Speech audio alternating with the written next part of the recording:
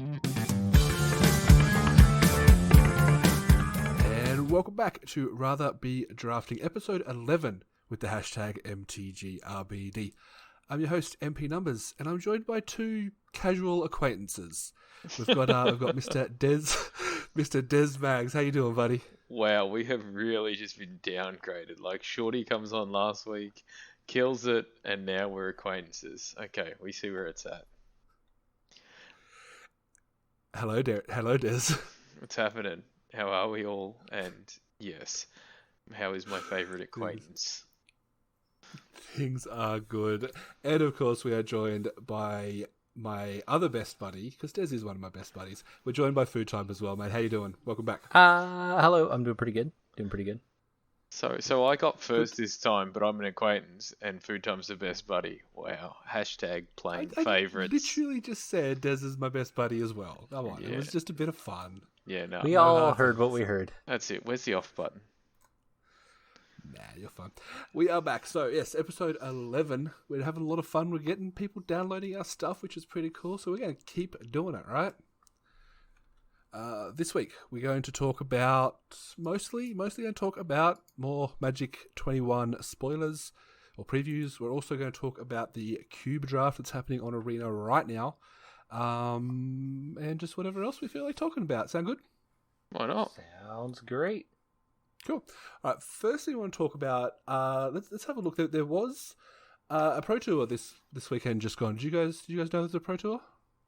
A what tour? Sorry, a Magic Fest online. A what? Yeah, that was my first thought as well. It's actually. Oh, sorry, Des. I was gonna say, what city was that in? It was in every city. There was actually 2 Pro Tours. It looks like there was one European and one American. Now, as 3 people that have never been invited to the Pro Tour, we had no idea about it, right? Like, it was on. Never been invited yet. Yet. There we go. Yet. It was We're all done. We're not getting invited. We talked about it. Well, yeah, come on. You never know. Things might change radically, and every person in the world that might get knocked out, and by default, we get in there. Could happen. Yeah, look, there wasn't much advertising. I found out on, I think it was Saturday, because I went to stream on Saturday, and I was like, oh, Magic's streaming, so there's not much point me streaming, because I never get viewers if Magic's streaming. And I went, I wonder what they're doing. Oh, it's a Pro Tour. Oh, okay, cool, it's a Pro Tour. So yeah, there was one in Europe, one in America. I don't know, obviously big prizes, big money, big pro points, whatever that happens. And of course, big, powerful decks. The big thing to pull away from it, again, we didn't watch it, we didn't really know what happened, but the big thing, especially in I believe it was the European, the European/Asian looking by the competitors, was that the top 8 had 32 copies of Growth Spiral in the top 8. For those of you doing the math, that is every single possible copy you could have, four in each deck, which is something that, as far as I'm aware, has never actually happened in a Pro Tour before. Pretty crazy. Like it's, they did this ban two weeks ago now to try and balance the standard format, and I have to say I kind of called it. If you remember, I said, oh, this is gonna pave the way for the green blue Uro Nissa Growth Spiral deck. I was kind of right, I guess. It's almost like blue and green are kind of do everything, and you don't really need the other colors. Almost. Yeah, almost. Other notable cards, Des, you'll be excited. There was 28 copies of your Shark Typhoon. Yes. So all but one of the decks had 4 copies of Shark Typhoon. I'm taking that, or might have been some decks had 3. I don't know. How do you guys like? We're not people that watch high level Magic, even if we know it's on, really, right?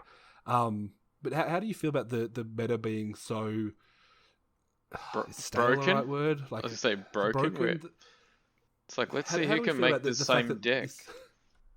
Yeah, who can top deck the best when all 8 decks are basically the same is not how I want to see. Like, if I was playing a high level Magic, that's not how I'd want it to be. Foodtime? Yeah, no, I agree. Like, I want to see a bunch of different high power decks doing different things. I don't want to see, turn 2 Growth Spiral, turn 4 Uro, cool, turn 3 I'm like playing my 6 drops. Like, no one wants to play that. No one wants to see that. Like, that's not, you need like some aggro decks in there to pull the field around a little bit. You need some control decks. You don't. Yeah, it's a little silly. It kind of sounds boring too. Like I just feel like watching it would be like, hey, look, the same deck we're gonna watch play 17 times. Oh, look, who can draw the better cards? I'm like, it just doesn't. I don't know. Like, I didn't even know about it, which is weird because I mean I follow Magic and I follow a few pro players and stuff, and I never saw anything about it.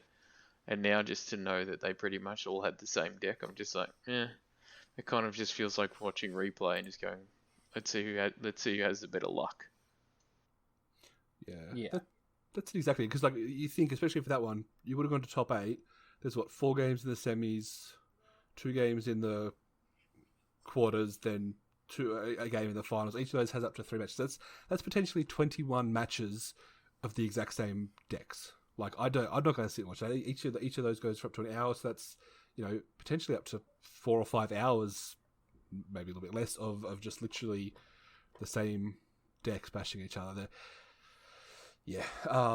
The American one was a bit more diverse. There was some sacrifice decks, so some cat oven decks that have been floating around for a while, as well as Team of Reclamation, which is your. Again, Ghost Spiral was the most played card at 24 copies out of 32 in that one, so it was 5 copies in the top 8, which is still way too much. Question is, and not that we're going to spend a whole episode of this, but what's the fix? Do we ban Uro and Ghost Spiral and hope that there's not another best deck out there, or do we unban Agent and let it come back? Because at least there was 4 different Agent decks that did stuff, or I don't know. Is there a fix you guys can think of? We burn the format to the ground and make a new one. No, I have no idea. Like, I'm not a game designer.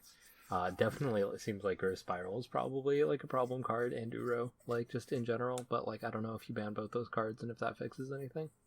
Yeah, but then does the sacrifice deck just become the next boogeyman? Then we have to ban Witch's Oven, and then it's like let's just cancel Standard until 2022. Let Wizards sort their shit out. Start 2022 with a brand new Standard. Let them go back down power level. Don't worry about power creep, and start again. All right. Here's what you do. Here's how you fix Standard. You reprint the entire Return to Ravnica Innistrad block, and you just make that Standard. Man, Return to Ravnica Standard was so good. Oh, it was the best. That was like literally probably the last Standard I actively enjoyed. Of course, I played mono red, but like even the mono red decks, there was a good 5 or 6 variations on the mono red deck, depending on which cards and how you wanted to play the deck. Fire Fist Trigger all day. Oh yeah. But anyway, look, that there's a whole, we've talked before on fixing Standard, and obviously what they're doing isn't working. Wizards, get it together. But anyway, let's move on. So the other thing to talk about, as we've all had a little bit of a peek into, is that last weekend, last weekend, Wizards released the Arena Cube. It's something that we know has been coming for a while because they released the Arena Cube sealed event, which was a sealed event using the Cube cards. For those of you, if you have been completely in the dark, it's a format with, I believe, most, if not all, of the current Standard cards, plus the powerful cards that have been brought in through historic, whatever the hell they were called, historic. Yeah, it's not just Standard. It's a collection of powerful cards that exist on Magic Arena. So anything from historic or historic anthology, or Standard, obviously. Yeah, I believe it's not all the Standard cards. I think they've taken out some of the weak ones to allow for these powerful cards. Yeah, exactly. As you do with the Cube. Yeah. Random question. I played a Cube once and wasn't very good at it, but isn't it meant to just be, in a way, kind of like Singleton, where there's meant to be one card of each type? So, for example, you draft the Cube. So, this may be weird, but why, when Food Time was playing earlier and we were watching him, did both people have a Gideon? So this is kind of something that happens on Magic Arena and on even Magic Online, where you draft in your pod, but you can play against people who weren't in your pod. So you can play against someone who drafted similar cards just against other people. So there's like 8 people sitting down to draft, but you can play against one of like 1,000 people. So, but then does that make it a cube, or does that just make it a draft kind of thing? You draft the cube, so the cube itself is the collection of cards that you are drafting from. And then you draft from those, and then you just take your deck, and everyone has drafted from the same cube, essentially. their own version, like phantom version of those cards, and then you just take them and fight each other. Yeah, I don't know. It just seems weird because it kind of like I feel like shouldn't you be playing against people from the same cube or not be playing against the same cards or I don't know. I thought the first time I played a cube, which was only once, we literally just all of us drafted and all of us played each other from the same cube. So we didn't have things like that where people have drawn amazing decks and playing against so that was each other. probably a paper cube, right? Where the only way to play is with those cards that you have there. You can't magically produce like 30 Gideons out of your butt. Yeah. Which would be cool if you could, but you can't, right? But that used to be how they did it on Magic Online, where you would sit down and draft, and you would have to sit there for like 4 to 8 hours and just do every single draft game back to back to back to back to back. But if you want to do like you do in Magic Arena, where you play a game, you sit down, play like 2 or 3, come back 3 or 4 hours later, maybe like the next day, you play the rest of them. You can't guarantee those other 7 people that were on are going to be on at the same time as you, so they just have to let you play against random people. Yeah. Does that make sense? Yeah, but I don't know. It just doesn't feel like a cube then. Like, shouldn't we call it something else? Where, like, historic draft or something? Or so again, the cube is the thing that you are drafting. That is what is a cube. So instead of it being a set of cards, it's a cube of cards. So that normally in a draft, you would also only play against the people in your in your pod. You wouldn't play against other people randomly. But again, in Arena, you also would do that. So you're playing against people who you didn't just draft against. Because normally, again, in a draft, when you're playing against people in your pod, you can kind of like hate draft against them. You can see what they're drafting to know what to draft to play against them, things like that. And in the online digital format where you're playing against random people, you don't have that level of control of decks. So it's definitely different. Because I kind of like that element of the draft where you are trying to also figure out, you're not just trying to play the game, but you're trying to play the players in the game. And I guess because I enjoyed poker, I think that's why I like that element, where this kind of seems like, sweet, I drew an awesome deck, but somebody else could have just drawn the exact same cards and made it better. So in my eyes, it's like, it's not really a cube. It's kind of, I don't know. That's just me being weird and probably not 100% understanding it, but it just seems weird to be a cube, but then you can't so play. Again, it's a concession that they have to make so that they don't have to have everybody sit there for 6 to 8 hours at a time and just only play against those people. Because, like, in theory, you could do that. I think that Magic Arena still has, or Magic Online, still has queues where you do that, where you only play against the people you drafted against, so you can get that experience you're looking for. But that just doesn't exist in Arena because Arena is not built in a way that is, user-friendly towards something like that. Yeah, I understand that too, but I just wish they kind of maybe gave it another name, or I don't know. Just me being and I kind of get where you're coming from, Des. Like I admittedly am a bit of a draft purist, where I would prefer there to be a format where you can sit down and like play with 8 people draft, because that's what I used to do at Magic Online. That's where I started. That's where I spent so many hours just drafting on Magic Online, playing against those people. But it comes back to that fact that if I wanted to draft back in the day, or say if I want to draft that format now, I have to lock in 4 hours or so to know that I could play that draft. Otherwise, I'm letting 7 other people down if I drop out and then there's a bye. It's all about the convenience. Like you're trading off that kind of authentic feeling, if you will, for the convenience, because Magic is designed to be, it's designed to be a free-to-play mobile game, basically, even though it's not on mobile yet. That's the idea. It's like you pick up while you sit on the bus, you pick up on your lunch break, you play a game, you log out, you go back to work. Then you come back, you play your next game, and that's what they go for. And I understand it and I get it, but I'm in the same boat. I kind of wish there was an option to say, yes, I want to sit down for 3 hours and do a draft with these people, get the proper draft experience, but they've got enough data that tells them that they don't need to do that, so that's what they're going to do. Yeah, I get that. I get that it's obviously a system thing, but I just wish, maybe they did it or called it something different, or try to not attach that to it. But I mean, as I said, I'm still a noob, and I get why they're doing it. I just kind of wish they maybe called it something different or did it, because I just sometimes I feel like sometimes like that where you're like, yes, I've drawn these cards, so I know for a fact they haven't done it, or I've drawn these cards because I didn't really have a pick and I've decided to put that in my sideboard so that nobody else could use it, and then it kind of doesn't seem the point in a way. So, well, I agree.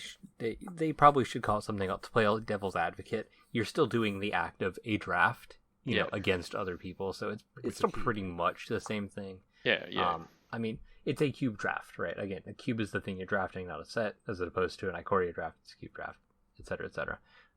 So I think it's just, you know, it's just a concession they have to make. They probably don't want to call it something else to confuse someone. It's like, oh, do you want to do a draft? Oh, what's that? Oh, it's the, you know, let's say they called it a floop instead of a draft. I don't know why. It's just come up with stupid name. Oh, it's like a floop, but instead you only play against the people you played against. Like, it's just a whole extra thing to explain to somebody, you know? I kind of want to get my floop on, though. Yeah, dude, I want to get my floop on, too. I'd flip. Moving on, the other thing to take away that's different with this one to normal drafts is, as with a lot of things on Arena, this is a best of one cube draft. Now, I don't play Paper Cube. I don't know if I've said it on the podcast, if I say it on a lot of my other platforms, is I'm not a fan of Cube to the point where I genuinely don't understand why people like cubing, which is something that a lot of draft fanatics, like I call myself a draft fan, most draft fans are like, oh, draft is fun, but cube is so much better. I don't get it. I've tried them all. I've played a lot of Magic Online, I've played a lot of Paper Cubes, but I'm past it now. I've tried it, I don't like it. Moving on. But yeah, being best of one, I don't think any Magic Online cubes were best of one, and I imagine most Paper Cubes are done in traditional best of three. But Foodtime, you've got a bit more experience with actively cubing. Is best of one actively different enough, or is it basically the same thing, do you reckon? I mean, I've always done my cube best of three. That's always the way I've played it. It just seems like the best way to do it because you can sideboard, and then again, if you are playing a more traditional cube, you can, you know, you can sideboard pretty well. You can, you know, do those hate picks, those counter picks. You can read the room. So again, in a paper cube, like you're definitely going to have those drafting skills, like Des was talking about, but having a best of one on Magic Arena, it's just the format that I think most people are used to playing Magic Arena. Yep. Like, it's just kind of like the format of Magic Arena, as is, I think, what most people play. So, makes sense. I read somewhere that best of one queues are like 80% of the games that are played on Arena or something. Ridiculous. That doesn't surprise me. Yeah, so it's just interesting. I don't know if they'll ever update to be best of three. Probably not. It seems to be working for them. But let's talk about the actual cube itself. Futo, I know you've done a couple of drafts already. Yeah, I did one where I drafted 5-color bad. It was not good. And then I had another one that we did right before we recorded, actually, where you guys are actually hanging out and watching, where I drafted mostly mono white and did fairly well. You know, I put Helm of the Host on Gideon, so that's always a good time. that was fun. Any particular cards or decks that you've seen come up in the cube that have really piqued your interest? Monocolor decks do seem to be actually pretty decent if you can draft them, which was kind of surprising to me. And a lot of the cards that they brought in from the historic anthology just honestly seem really strong, like Thalia and stuff. Like, a lot of those historic anthology cards are kind of a step above kind of stuff you see in standard. So just kind of keep an eye out for this. Yeah, for sure. I've done one draft myself. It is worth knowing to anyone who hasn't logged into Arena recently, every single active Arena account actually gets a free draft token, so you can do your first cube draft at no cost. And you get the prizes. So Des, you should probably check that out because I know you haven't done it yet. But my draft was interesting. Subtle hint there. Subtle hint. Get on and do some drafting so we have stuff to talk about. Yeah. But my draft, I built what I was calling my red-green stompy ramp deck that had exactly 8 creatures and exactly 2 forms of ramp. So you can probably imagine how good that deck went. We started pretty early with the old 7/3 Godzilla, the box topper that isn't printed in Ixalan. Ixalan? No. Mind blank. What's the name of this set? Ikoria. Not printed in Ikoria. And then just had a couple other big boys. We're better than expected. We went 3-3. For those of you who follow my YouTube channel, it will be out as a YouTube video, which I'm excited about because I haven't done a YouTube video for quite a while, but that's a whole other story. It seemed like fun. Like, as you said, Futo said, there seems to be a lot of support for monocolor if you can get it. Like, there's a mono blue flyers deck that wrecked me, mono green ramp. Kind of just going back to the basics of what the color does, you know, so some red burn, some white weenies, I don't know what black, but lots of black cards, of course. I don't know. I'm going to try it again because it's pretty cheap to play. Keeping in mind it is Phantom, you don't get to keep the cards, you just use them for the draft and they disappear. The prize structure kind of bothers me because you only get gold and what they call ICRs or individual card rewards, so just random cards. I'm not a fan. Like I prefer gems as a reward because that's obviously the main currency of Arena. Any thoughts on that, guys? If you spend gems, you should be able to win back gems. So I would say if you're gonna do this, just spend gold on it. Like don't waste your gems.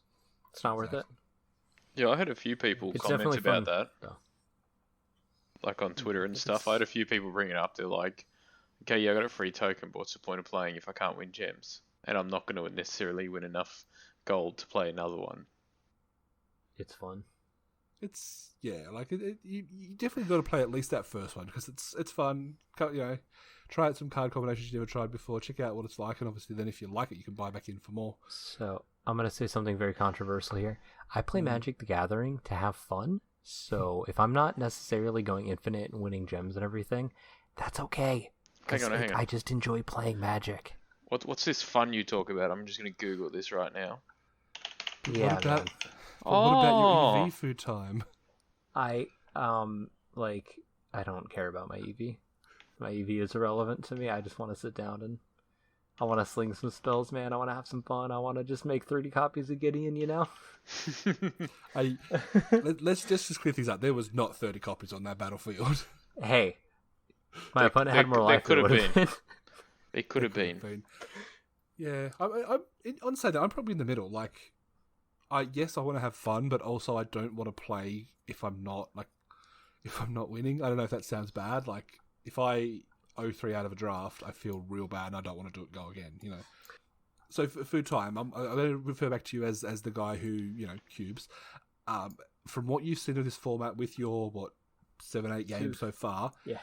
Is this a good cube? Is it good enough, or do you have to wait for more cards before it can be considered good? I mean, it's good for what they've got. Like, right, they're working with a very limited kind of stockpile of cards, but it's enjoyable. I think there's some pretty good archetypes they've built into it. Like, you know, you're playing with some pretty strong cards. They've printed some pretty powerful cards in the last couple of years to play with. Now I didn't see like Oko. I don't know if he's in there. I feel like if you're gonna ban cards from Standard, the place to put them is in Cube. You know, so just a heads up to Watsy. Like, if you're gonna ban cards, put them in Cube. That's where they belong. You know, like put some ridiculous stuff in there. Let's go. Like, I want to see Winota in there. Sure, why not? All right, well that's interesting talk, and like I said, I think the end of the message there is everyone should at least play their one-off game, try it out, see what you think. Hopefully have fun with it. If you get some cool decks, send us some screenshots because we want to see them. So I'm going to try at least a couple more, and hopefully I'll be able to have some fun with it and make some more videos and whatevs. Yeah, I'm saying enjoy your flooping. That's all I can say. Enjoy your flooping. It is officially called flooping now. On that note, let's take a quick break, guys. We'll come back to it and talk about some core 2021 cards. Ooh. Are you looking for a chance to win big on Arena? There's an upcoming Gladiator tournament hosted by good friend of the show, Jordan, from Orc's Head Magic, with a chance to win 10,000 gems. You can find the event and all his future events by following his Facebook page. Check the links in the show notes.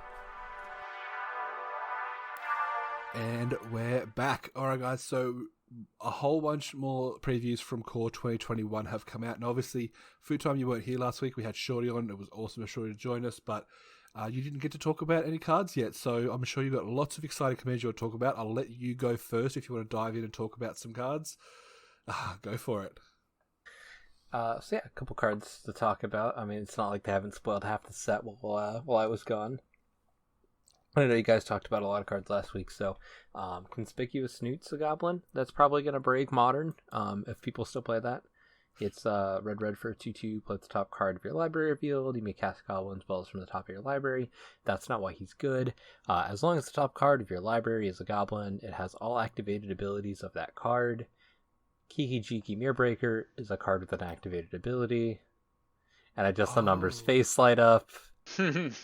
I did not consider. Because I was like, oh, that's cool. Like, you might be able to do, like, tap and deal damage or something. Kiki says copy of a non-legendary. Inconspicuous Snoop. It's not a legendary. So you can make a whole bunch of 2/2 Goblin Boys.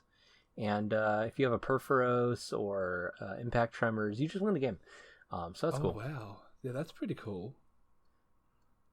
Cool. Next card we're going to talk about here is another red card, especially for us Commander players. Fiery Emancipation, 3 red. Enchantment: if a source you control would deal damage to a permanent or player, it deals triple the damage to that permanent or player instead. That does include yourself, but honestly, it makes your bolts deal 9 damage, and that's just super cool. Question.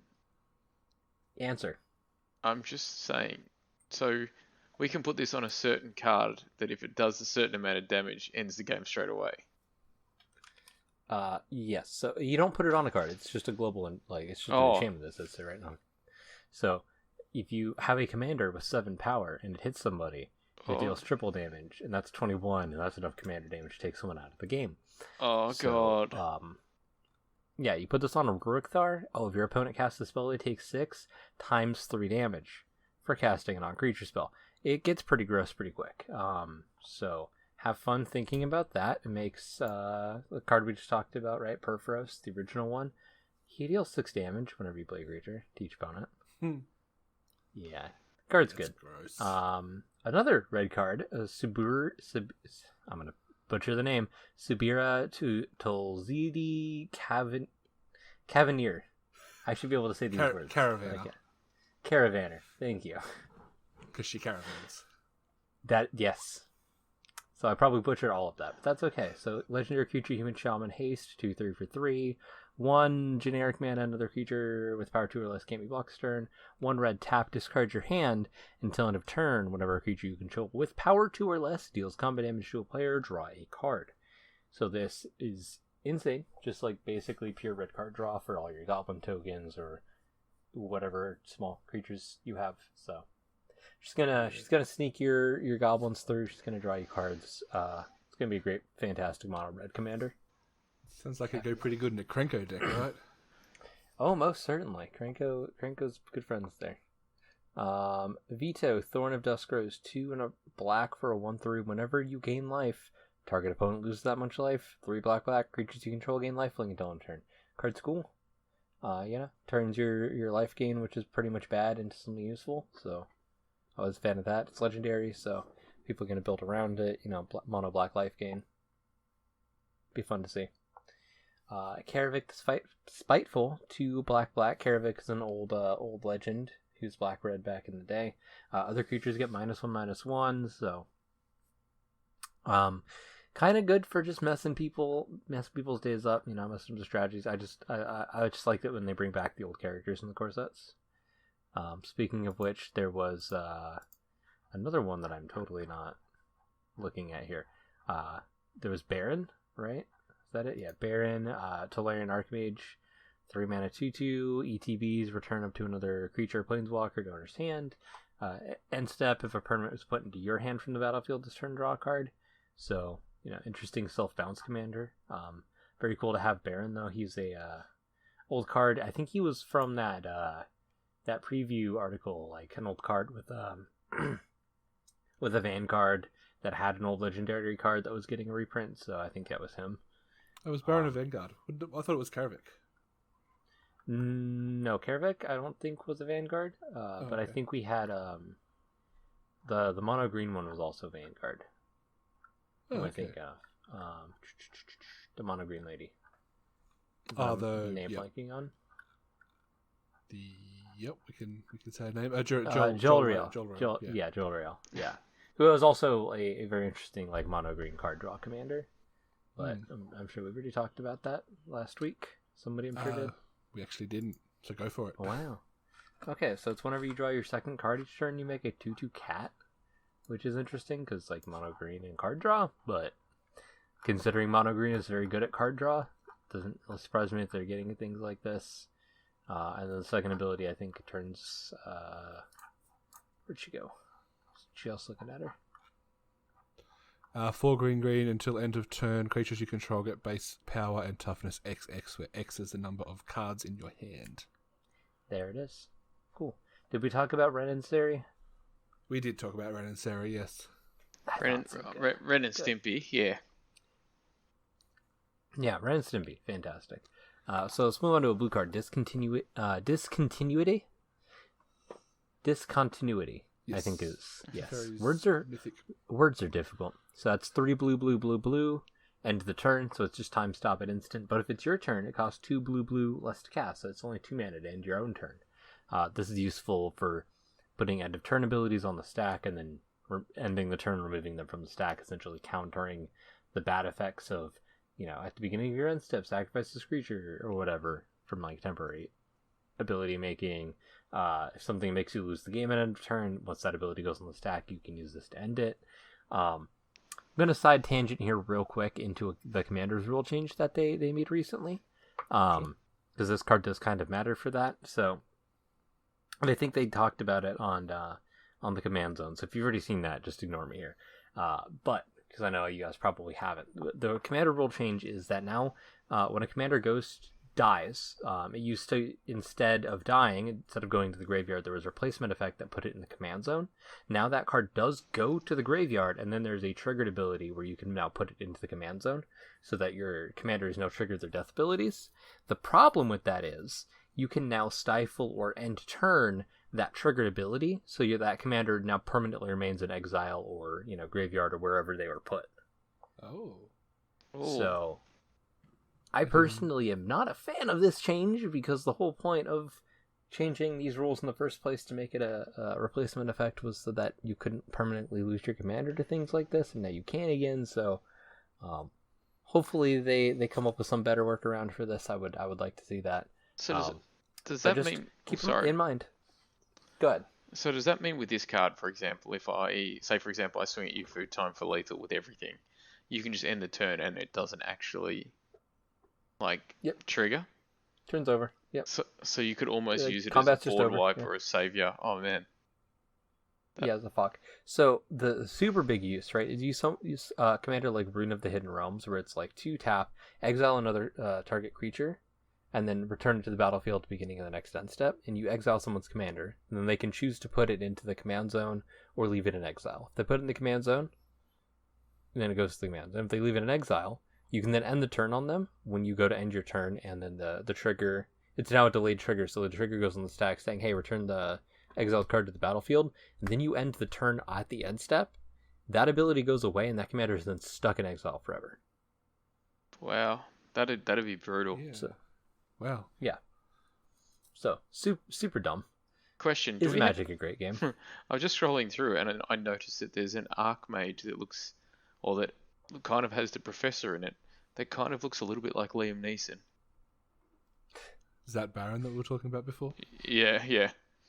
It's like Baron the Professor, Archmage as I'm calling him. But he kind of looks like Zeus from that one that Liam Neeson was in. I kind of like it. Percy Jackson, is that it? No, that wasn't it. No, it was Clash of the Titans. Clash of the Titans, yeah. Yeah, we're finding a lot of more, on the art side of things, a lot more and more artists are drawing, drawing inspiration from real life these days, because they kind of, that's the art style everything's moving towards.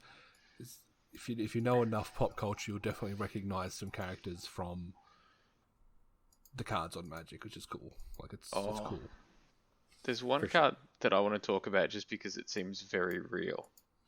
So we were talking about this a little bit. Feline Sovereign. So yes, it's a good card, but I love the art. It's just this majestic looking cat with these glowing green eyes, and it's just tipped the cup over. Did you guys notice that?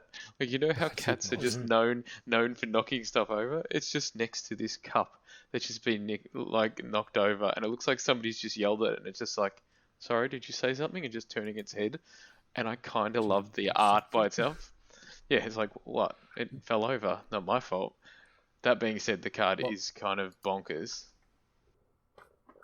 And I think more cats in my house than humans, so I completely understand the face that cat is making. I know exactly the face that cat is making. But the art is just so clever. Did you want me to talk about it? Did you want to run us what the card is? Yeah. Yeah, so it's 2 and a green. It's a creature, it's a cat, and it says other cats you control get +1/+1 and have protection from dogs, which I think is massive because obviously we're seeing so many dogs, and seems to be this thing leading towards dogs, which is kind of cool. But then it also has additional whenever one or more cats you control deals combat damage to a player, destroy up to one target artifact or enchantment that player controls, which I think is kind of cool because I've seen a few really cool artifacts and enchantments, even in just in 2020, that I think would be pretty solid. So it's kind of fun. So if I'm playing a dog deck with a few enchantments, I'm kind of just gonna scoop after first turn. But the art is what got me. I think my favorite thing about the card is the flavor. Like the cats get +1. It's the sovereign. The cats get bigger. They get protection from dogs, which is cool. And then the flavor ties into the art because whenever these creatures deal damage, destroy an artifact. What's a cup? A cup is an artifact. Literally, the cat has knocked over the cup, which is the artifact. It's destroyed because it's dealt damage to the player. I think it's a cute. I don't know how good it is. It's probably not great, to be honest, but it's cute and it's fun, and there's definitely going to be people playing cat decks with this. Yeah, I was gonna say you do realize that most of the cards I bring up are probably normally pretty bad, or if they're good by default or by accident. It's what we keep you around for. Yeah, no, just the default funny cards. But I just love that the cup's tipped over, and I'm like, it's kind of like a really beautiful and majestic looking sort of like spiritual cat. But just having that cup knocked over and him just looking back over his shoulders as if to say, yeah, what? It just fell over. It wasn't me. Just makes me chuckle. What are you going to do about it? A couple more cards I did want to talk about.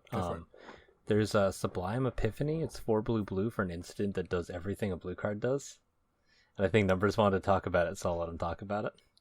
Literally was about to bring it up. I think it's cool. Like it's taken the concept that we got from the what's that card called? The 1 blue, choose 2 out of 4. Cryptic Command? Cryptic Command. It's taken that to a whole nother level. Like for 6 mana, choose 1 or more. So literally you can choose 1, you could choose 2, you could choose 3, you could choose 4, or, hear me out, you could choose all 5. Like, good luck. That's crazy. So we've got counter target spell, counter target activated or triggered ability, return target. We just talked about doing. Yeah, wreck those commanders. Return target non-land permanent to its owner's hand. Create a token that's a copy of target creature you control. Target player draws a card. And this obviously is the card, we talked about Maro's little hint list. This is the card that had the 40 whatever different modes because there is so many different ways this card can actually be cast. Question is, how many of these abilities are you going to want to make it worth your 6 mana? I'd say at least 3. I'm going to tell you what you do with it 90% of the time. Go. You're mostly going to counter a spell, draw a card, make a copy of whatever random creature you have out, which hopefully is going to guarantee bonus off of this, and probably return on the land permanent to dealer's hand. The countering target triggered or activated ability is going to basically only come into play when you're not countering a spell. Yeah, you're very rarely going to get both of those off at the same time. And then I think the floor for this is a 6 mana counter spell, which isn't the worst thing in the world, right? Like, if you have to pay 6 mana to counter a spell, you will. Absolute worst would be counter spell, draw a card, right? Like, you'd never not draw a card unless you had no cards. Well, I guess the absolute floor is a 6 mana cycle. Yeah, and obviously that would be bad. Yeah, I think that's when you don't cast it, but yeah, it's really good. It is really good. It's going to simple play. We talked a bit because I know you haven't listened to last week's episode. That's fine, but we talked a bit. At least I talked a bit about my fears of the play Teferi on turn 4, protect all my stuff till I play Ugin, and then win the game deck, which is probably going to be coming out in standard. This obviously is going to be a big player in that deck, which is going to exist. How is Control going to be just the overrunning champion again without any? I don't know, because blue-green seems real good. Yeah, but this fits in that deck. I don't know. That's probably fine. It's probably fine. I think there's enough ways to deal specifically with Teferi that it's not a problem. I've seen a lot of ways to deal with them just in this set. So if I make a copy of, say, for example, I have a Teferi out, and I can't make a copy of Teferi because I can't have two, can I? Because it's legendary. No, because he's legendary. Okay. Yeah. So how come... So going back, sorry, to the cube. So then how was Food Time actually able to do that? So Helm of the Host, when you hook up to a creature, at the beginning of combat on your turn, you create a token of the creature, except that the token is not legendary. Oh, okay. That's all right. Sorry. That's why I was like, yeah. So if this card doesn't, what does that card do? Okay, so that actually stays set. Sorry. Yeah. Yeah, you're good. Yep. Cool. So, for time, another card. Let's go. Scavenging Ooze. This one's a reprint of our boy from originally a Commander set, which a lot of people don't know about. This is in the original Commander set. It's a new card printed in specifically the first Commander set in the blue, black, green deck. I remember that very well. I bought a lot of that deck. So really glad to see this card again. It came out also Magic 2014 was its debut in Standard, and it's so good. You just get to exile things out of graveyards. It's an ooze. Like, what's not to love? Yeah. It's a fun card. It does a lot of good things in Modern. It's a pretty staple in any Jund deck that you see come around, and it's also just fun to have. Like, I love drafting this card. It's a 2-mana 2/2 with upside, good upside. It's just a good card all around. One step closer to Ooze Tribal. All right, next card, which is I think everyone on this podcast is going to fall in love with, like the minute they get to play it, is Terror of the Peaks. So this is a 3/3 5/4 flying dragon. Spells your opponent's cast that target Terror of the Peaks cost an additional 3 life to cast.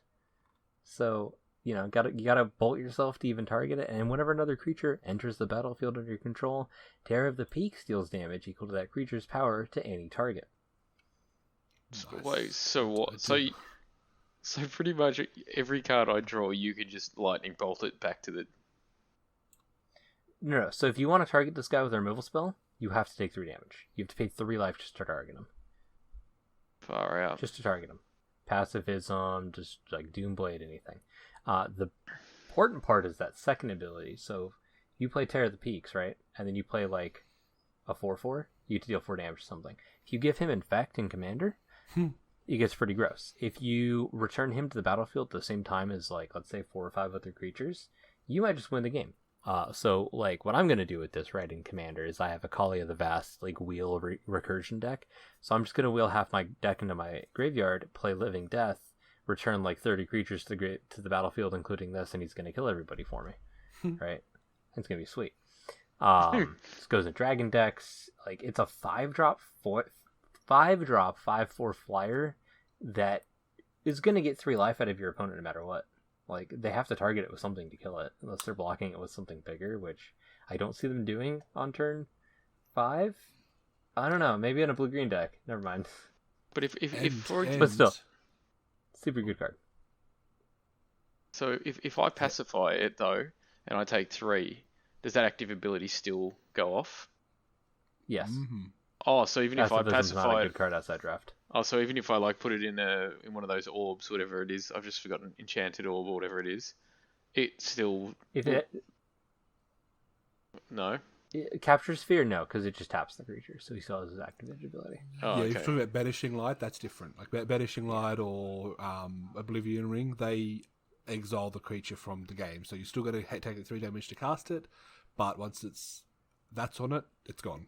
Anyway. So Oblivion Ring, funnily enough, you don't have to pay the 3 life for, because it enters the battlefield and then it targets as an ability, not as a spell. So, fun fact, you can use Oblivion Ring to actually kill the original Emrakul, because it has protection from colored spells, but not from colored abilities. So you can O-ring an Emrakul. Oh. Yeah, fun fact. Cool. Yeah. That's cool. I was going to say, if you have this Terror of the Peaks with your Fire Emancipation out, then your opponent takes 9 damage when they... Oh, is it... Wait, it's cost life. Well, never mind, doesn't deal damage. Yeah, pay 3 life. But his ability is then dealing 3 times the damage, so you play a 6/6 and they die. Yeah. Alright, let's give Des a turn to talk about some more cards. Do you have any others you want to talk about, Des? Well, my question is can you play this with that enchantment? Yes. So you can triple the damage with the peaks. Yes, but not the life loss. Like life loss and damage are different. So the first ability, which causes them to pay life, would not triple, but the second ability... Yeah, that's what I mean. So I could literally play Terror of the Peaks turn 5, and then turn 6 play Fury, and then just go, drop some stuff in, bro. Play a 4/4 and hit them for 12. Oh my god. Attack and deal 15 damage on the attack. Oh my god. Just because, like, why do we need Y'all friends? ready to play mono red? Why do you need other colors when you got mono red? Some big red standard. Let's go. Damn. Right, next card. Cards. Des, your turn. So I'm going to probably talk about something that, I mean, we didn't talk about it last week, but something that I always like is green planeswalkers.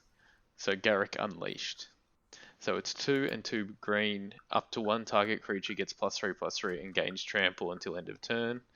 Not as good as Classification, but still pretty good. Yeah. If for all those that can't see this, Numbers' face is just priceless because he hates Classification. Even I want a game from it. And I'm so excited, and that still made my entire set. And that's a +1. I don't hate Classification, I just understand that it's not a good card. Did I not win a game with it? One game. That's all that matters. So that's +1. Plus, -2 is create a 3/3 green beast creature token. Then if any opponent controls more creatures than you, put a loyalty counter on Garruk, which is kind of cool, I feel, because then you're kind of almost casting it for -1. So, and then the -7, which is you get an... Sorry. Emblem. Oh, is that what it says? Sorry, I'm trying to read the really small one. It's just not going well. Emblem. At the beginning of your end step, you may search your library for a creature card, put it onto the battlefield, then shuffle your library, which is kind of cool because it just kind of means that at the end of every turn, I just get a free creature and then I can attack with it next turn because it doesn't get summoning sickness. It's pretty solid. Am I reading that right? So at the beginning of your end step, you pretty much play a card, like as if you would be playing it in your final step, and then, and I'm guessing it. And then when it rolls back around to your turn, you're good. Can I counter that though? Like if I'm playing a blue deck, can they counter that? No. Nope. Jesus. They can bounce back to you because you're not casting it, so you're putting it straight into battlefield. You're not casting it. This Garruk's pretty good. Like we haven't seen Garruk for a while, and he came back swinging. Yeah, well, we saw him in Eldraine, but we haven't seen him mono green in a while. He brought his big axe, and he knows how to swing it. He's back in the hunt. I really like this -2 ability. This is the first time I've really seen something like this. The fact that because obviously green is supposed to be the color of creatures, and if you don't have the creature advantage, you get a bonus. You get a loyalty counter back, and a -1 to put a 2/2 into a 3/3 into play. Sorry, like that's just a neat ability. It's really good. Problem, I don't know if it's a problem, but if this is on 2 and you -2, it's going to die before it gets that counter back. Or sorry, it's going to be put into the graveyard as a state-based action before you get that counter back. So that's something to remember. But the card's pretty bloody sweet. Like, but I was going to say at turn 4, giving yourself +3/+3 plus trample is kind of cool. Like it's going to cause people that they're going to have to double block, or they're just going to lose creatures for points. If I happen to get lucky enough in a green draft deck to have this, like, this is one where you're probably aiming for the ultimate. Like, a lot of planeswalkers, you don't aim for the ultimate. You just kind of play around with the first couple of abilities and then wait for it to die. But if I get Garruk, I want an emblem. I want to be getting a free creature at the end of my every turn to win the game, you know? Yeah, like, even if you're just going in 3 turns, I'm killing Garruk to get this emblem, I don't care. Mm-hmm. Yay, I picked a good card. Plus, I like Garruk. He's kind of cool. I was thinking, obviously, you stop talking, I'm talking. And I was thinking, like, it's good. Garruk's powerful, Teferi's powerful. The thing we don't have in standard right now is good green or blue cards, so I think this would really help the balance, you know? Oh, yeah, dude. For sure. Sorry, Des, you were saying? Okay, also, I want to peer into the abyss. Oh, yeah. For the simple reason... Is this the gross one? We talked about this last week. Yeah, I just wanted to make you look at it again. I just wanted to make you... it. So numbers really doesn't like this one. So the only reason why I wanted to point this one out is just so he can go, oh, which one's that? And then have to look at it again. So yes, which I literally just did. Yes, I'm a douchebag and I'm fully aware and I'm kind of happy. There was one that I liked. It was a black card. I don't know if it was good, but I just liked the mechanics around it. What is it? It was a scythe somewhere. Oh, what was it? Melif Scythe, is it? Maleif. You're telling... Yeah, so it's a one. Malefic. Oh, Malefic. Okay. Well, I can't read, so that's fine.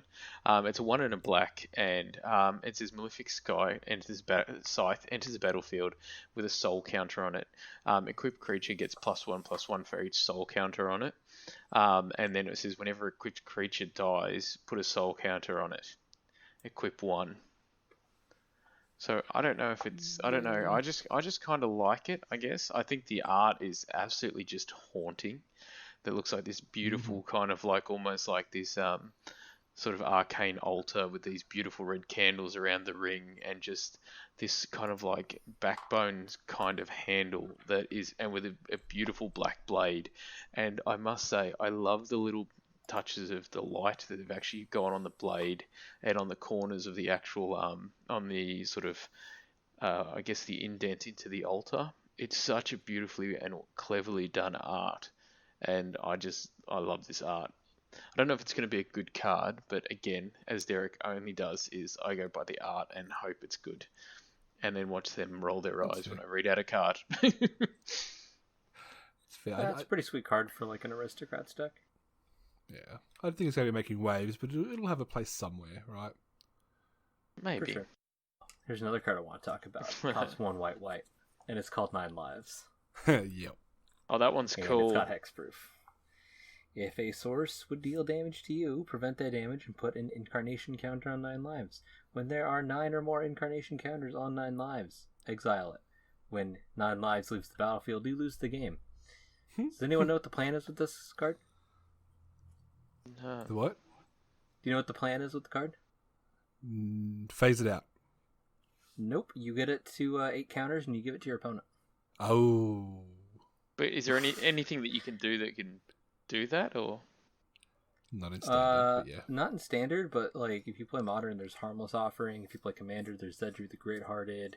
You could also play Solemnity, and it can't have any counters put on it. So there are definitely a lot of options for this card. It's pretty aggressively cost at 3, so it might actually see some kind of play. Don't be too surprised if you see this card floating around in some deck lists, honestly.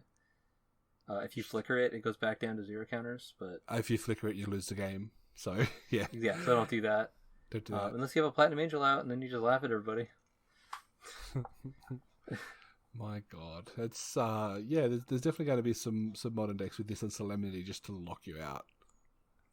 Yep, and then they're gonna drop. Never mind, it's not a modern card. Never mind, just ignore me.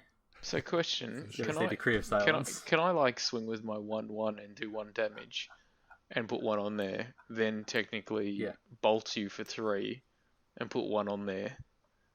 See, and then and then do another bolt, say for example, and put a third one on there. So could I literally get like 3 on there in 1 turn? Well, yeah, that's instead of doing 7 damage though. So yeah, I'll take it. Yeah, yes, please. All right, Des, did you have anybody you want to talk about yet? There were a couple that I was looking at, but I don't know whether we spoke about them last time. And one that I kind of think just looks absolutely awesome, it's probably horrible, is Garrick's Uprise, which is just Garrick standing there. You can see the back of him. He has his giant axe up, and there's just like velociraptors and dinosaurs and stuff charging sort of like past him, obviously. And it's 2 and a green. Its enchantment is whenever it enters the battlefield, if you control a creature with power of 4 or greater, draw a card. Creatures you control have trample. Whenever a creature with power of 4 or greater enters the battlefield under your control, draw a card. So this could kind of be a bit of an engine, and also giving everything trample. And especially if you can draw cards and also ramp, this card could be pretty insane. And I just noticed that just then. It's the bonkers. It's really good. This is gonna go with that green card draw commander we talked about earlier. You're just getting, you draw cards. You're in green. You're playing creatures. You're smashing face. You're getting trample. Like what more do you want out of a green card? It's so good. And in the uncommon slot too, which is it's kind of impressive. Yeah. I think this card green seems to be creature heavy, as it tends to be in most of these simplified quote unquote formats, and like it's probably one of the non-creatures you'll be happy to play in a green draft deck, which is cool.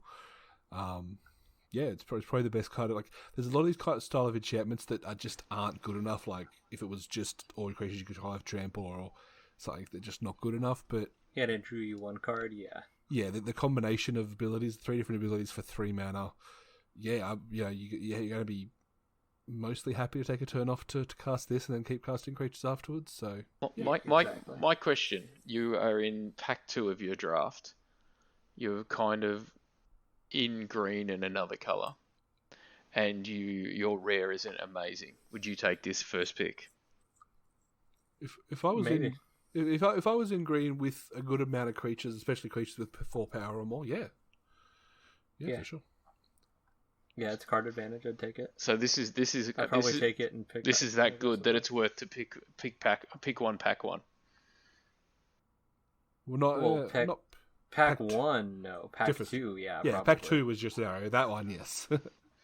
Okay, so if you got a junk rare, you'd probably still not pick this in number 1.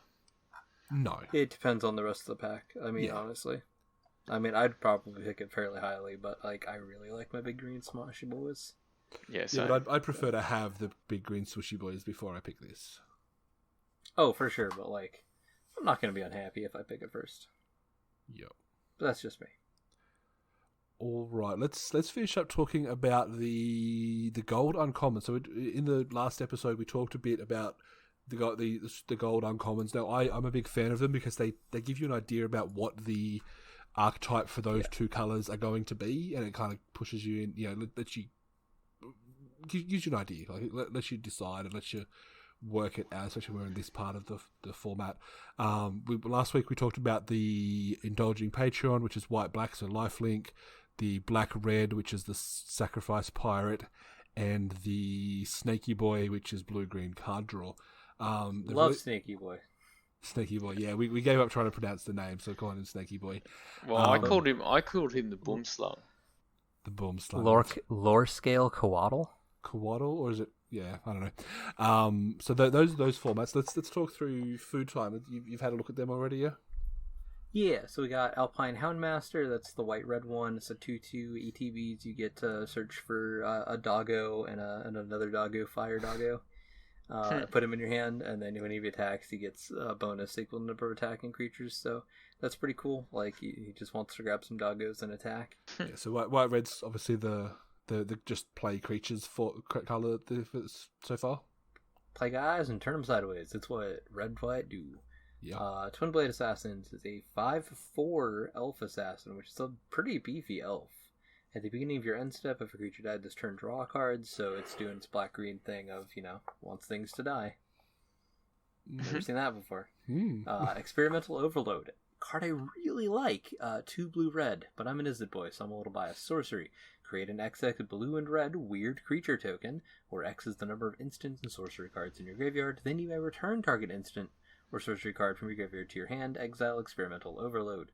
When I first read it, I thought like exile the token at end of turn or whatever with haste, but it doesn't. It's just you get to keep it, which I think is really sweet. I think this card's really good. The fact that it also like brings something back is kind of a nice little kicker on top of everything. So big fan. Yeah. Food Time, what's your flaw on this card? Like if you spend 4 mana to make a 2/2 and return an instant or sorcery, is that good enough, or does it need to be more? Yeah. Yeah, happy with 2. It depends on the spell you're getting back, but honestly, yeah, like that's not terrible. Because, like, you just, a 2 mana, or a 4 mana 2/2 that gets a spell back is Archaeomancer, and that's a card I'm happy to play. Yeah, that's true. Yeah. So, like, you've already hit, like, I'd honestly even sometimes play this as a 1/1 if I'm getting a good enough spell back. Like, I'd honestly sometimes play this, like, obviously not as a 0/0 because you need at least a spell to target, but like sometimes if you're getting back the right spell, it's worth it. Yeah, okay. Fair. Yeah. Conclave Mentor, white, green for a 2/2. If one or more + encounters would be put... Sorry. If one or more + encounters would be put on a creature you control, that many +1/+1/+1 counters are put on that creature instead. Whenever this dies, gain life equal to its power. Like... Cool, like this card's sweet. If you want +1/+1 encounters, obviously like that's gonna be the theme of green white, so pretty straightforward. If you see it, like probably just snatch it up. It's gonna be sick. You guys already talked about the black white one. We did. Green red. So this one's the. Did you guys talk about this one? No, sorry, no. Yeah, 4/3 for 4. Tap, add green for each creature you control power 4 or greater. So that's going to be your theme there for red green. It's 4 green power. And then 7 in a red, it deals damage equal to its power to target player or planeswalker. So if you want to like load him up with equipment or some pumps and just pay 8 mana and win the game, you can do that in limited. So pretty cool. Play him, then and then play that 1/1 as well, just to really yeah, play that. Right. You get 12 damage on base, yeah, without any pumps. We already talked about Direfleet Warmonger last episode, I guess, so that's just, black, red sack. Obsessive Stitcher is 1 blue and a black for an 0/3, tap, draw, discard, 2 blue, black, tap, sacrifice it, return target creature card from your graveyard to the battlefield. So that could be really strong, but obviously your theme there is, resurrection and kind of digging through your deck, draw, discard, so... Cool card. Sick art. She is actually in the art. I know you can't see this if you're listening to an audio podcast, but she's stitching her own hand onto this, like, zombie. Oh, she is too. That's cool. Watcher of the Spheres is blue-white for a 2/2 flying. Creatures spells with flying you cast cost 1 less to cast. Whenever another creature with flying enters the battlefield under your control, it gets +1/+1 until end of turn. So obviously, like, blue-eyed flyers, never seen that before in a core set. No, I mean, like, it's what you want out of that. Right, it's a bird wizard. It's gonna make your spells cheaper. It's gonna get bigger. It's gonna hit people. Play it. Just demand. Like, play this card. Like, don't not play this card. Like, you see this card, you play it. You're blue eye flyers now. Gonna have fun. Like, sorry, it's just that simple. That's it. And so it cemented the kind of idea, I guess, that it is going to be. I don't know if simple is the right word, but the themes, the 2 color themes are all going to be pretty straightforward. What we expect the colors to do. Red and green's going to get big rampy boys. Green and black want stuff to die. Black and red sacrifice. Blue and green draw cards and get bigger. Like it's all pretty straightforward. There's nothing mind blowing here. Like I don't think white black's really done life gain in a in-set theme for a while. So that's probably the newest one. I don't know. This set seems more like it wants you to gain at least 3 life every turn is like their big thing with a lot of these cards, is the payoff is like specifically 3 or more life. So it's nice to have like a good, like, in the way that, like, it's not just big power creatures in this set necessarily. It's like generally 4 or more power is what you're looking for, so it's nice to have like a target goal. Yeah, for sure. Are there any, I guess, to both of you, is there, at this point, any archetypes you're excited to draft more than the others, or you're pretty keen to just get into it and try them all out? I'm always going to say green, big boys, just because that's just what I love to do, and it's also because it just seems to be simple. Just drop things quick and swing with big things and hope you can do it, but that's also why I probably never really win games of Magic. But I get to play some cool cards. One of my favorite draft archetypes and one of my favorite draft sets was drafting Boros in Gatecrash back in the day. So like the Alpine Houndmaster makes me hopeful that we're getting some very aggressive red-white archetype, but looking at the rest of the cards, I don't know if it's going to be quite that aggressive. I am interested in the black-white life gain deck. I feel like that might be kind of fun to draft, and obviously the blue eye flyers is always a fun archetype, and blue green card draw is probably going to be really strong. I almost imagine it's probably going to be one of the best in this set, honestly. Yep, for sure. Last thing to quickly talk about in the cards, temples. They've reprinted the same temples that have just been printed. I don't like that. Like, They were in War of the Spark or something, weren't they? No. They were in the Last Core set and in Theros.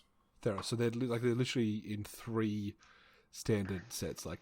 No. They were printed 5 and 5. Oh, okay. So they're all okay. Sorry. Yeah, I don't know. Why reprint them when we've literally just had them reprinted? I don't know.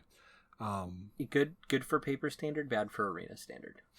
Yeah, good point. We talked about the possibility of the older Painlands coming back in last week, so I thought that would have been cool just to see, because these core sets kind of have that feeling of basic stuff. So seeing your Lenoir Wastes and your, I can't remember the names of the other ones, but yeah, just those basic cards that aren't great but still playable.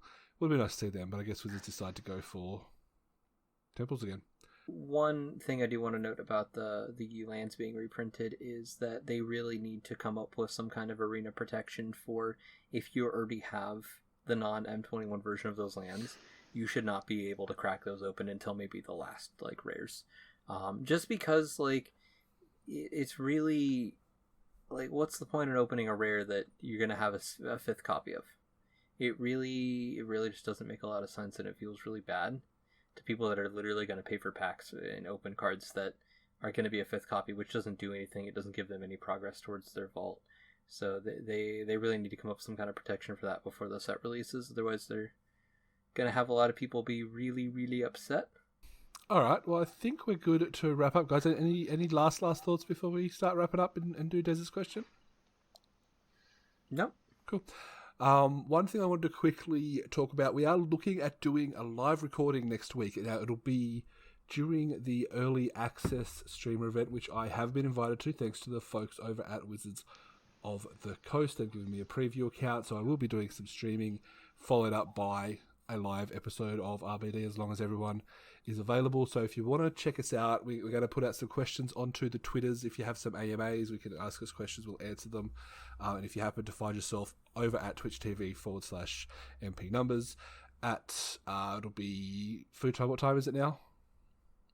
It is currently 6:30 a.m. Pacific time. So it'll be around the 4:30 Pacific time American. So that's 9:30 Australian. Just on keep Wednesday an eye on our Twitters. Yeah, watch the Twitters. It's all on Wednesday, the 24th of June, or June 24th, as you might say, depending on where you're from. We'll have some audience participation, but otherwise we'll just be chatting like we do. With that, Des, we didn't put the dumb question out on Twitter last week. That was my fault, but do you have one for us this week? Yes. Okay, so you're been invited to go to a GP anywhere in the world. They will pay for your flights. They will obviously put you up in a hotel, so it's not about the cost. So don't just go, I just want one in Tasmania because it's where I live. Because they'll pay you. Where would you go and why? Can I bring my family/partner as well? You'd have to negotiate that, but it's a hypothetical question, so wherever you want to go. If that's what you want to do. I mean, I want to take the typical crappy tourist answer and say Hawaii. But I know if I tried to go Hawaii without taking my partner, I would not be allowed to come back. So that's why I ask. Food time, you answer, and I'll have a think.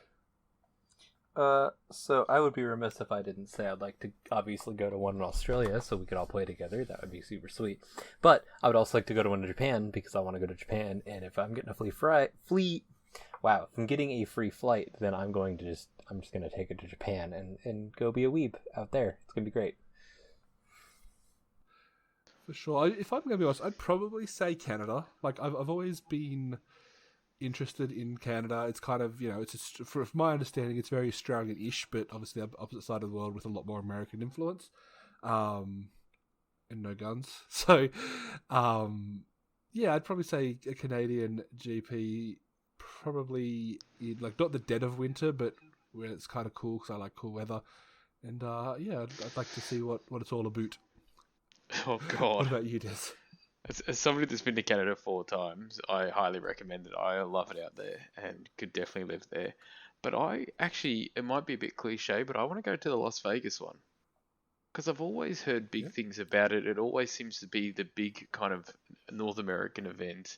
I know a lot of like content creators that I've met over the years through Numbers and doing the creator series. A lot of them seem to go to that one, and I just feel like it seems like a very grand and big event. So I think for me, I think Vegas would be one that I'd like to go to. Plus, I have been to Vegas and it's fun as hell, and I really want to go back there. Okay, so you can find that question, and I'll even put last week's question up on the Twitter, over at twitter.com. Technically, it's numbers_MTG, but you can also just search for MP Numbers. You'll find me. I'm the only one. I'm also streaming again. We did my first stream last night. We drafted some Ixalan, and YouTube over at youtube.com/MP Numbers, where I'll be starting to put some more videos up as well. Also Facebook, also we've got a Discord, all that kind of fun stuff. You can find me in chat. Food Time, where can we find you? Twitter at Foodtimegaming, so twitter.com/Foodtimegaming, twitch.tv/Foodtime. Those are the big places to find me, so go check it out. If you could all just send me Commander memes, would appreciate it. It's really all I want. For sure. And Des, where are you? So you can find me on Twitter at DerekMaggs81, or just search DesMags and I'll come up.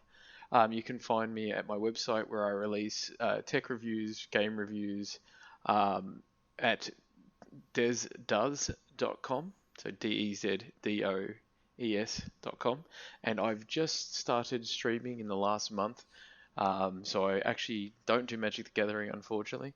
I'm doing a little bit of World of Warcraft, so at the moment that is at twitch.tv/DesNato, and that's Monday, Wednesday and Friday, just saying. Fantastic. All right, let's call it a show, guys. Thank you for hanging out and chatting with me. Let's do it again. Bye. Laters.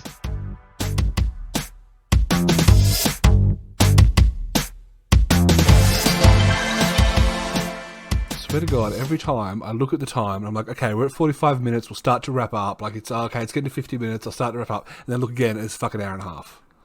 Like what the hell? Yeah, but we cut out at least half an hour.